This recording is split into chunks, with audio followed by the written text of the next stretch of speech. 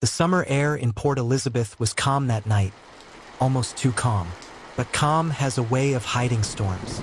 27-year-old Alison Botha had just pulled into her driveway after spending an evening with friends. She felt safe, home. But safety in that moment was an illusion, because as she parked, a shadow moved. A man with a knife pressed against her throat, his eyes cold, his voice sharp. "I just need your car." But Alison knew this wasn't about a car. This was about control. What she couldn't have known, as he slid into the driver's seat, was that her ordinary night was about to become one of the most brutal and miraculous stories of survival the world would ever hear. His name was Frans du Toit. Waiting in the shadows for them was his accomplice, Hans Kruger. Two men, one mission. They drove Alison to the outskirts of town, to a deserted stretch where silence was louder than screams. And there, the nightmare began. Alison was violated, humiliated, and stripped of dignity. But to them, even that wasn't enough.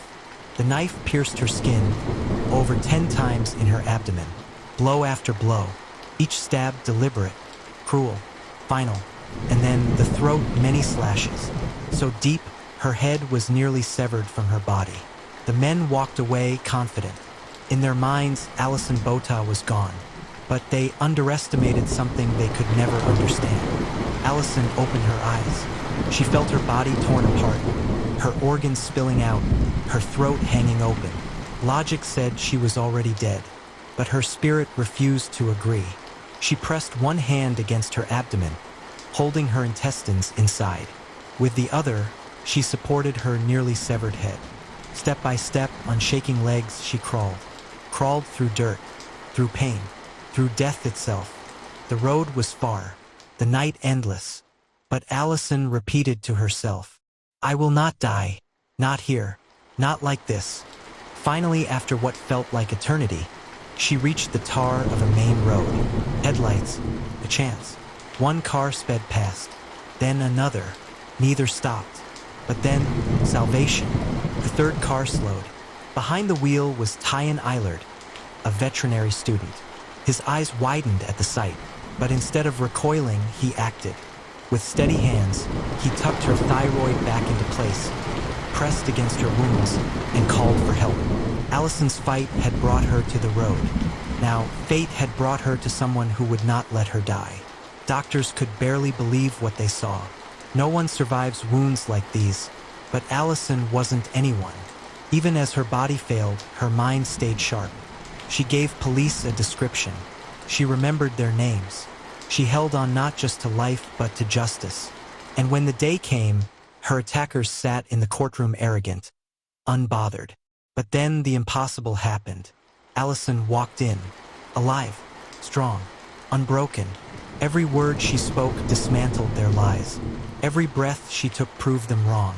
Frans du Toit and Hans Kruger, men who thought they had erased her, now sat powerless as her testimony sealed their fate. Both were sentenced to life in prison. The courtroom that once felt heavy with evil now echoed with the weight of justice. But Alison's victory wasn't just survival. She wrote her story, "I have life." She stood on stages around the world, reminding people that darkness never wins. She became a symbol not of pain, but of power. Not of fear, but of courage. Alison Botha's story is not just about crime. It's about choice. The choice to fight when everything tells you to give up. The choice to rise even when life cuts you down. And so her story leaves us with this. Strength isn't measured by how many battles you win. It's measured by the moments you refuse to lose. If the story touched you, share it. Because someone out there needs to know that even in the darkest moments, light can still rise. And subscribe, because here, we tell the stories where truth and justice always find a way.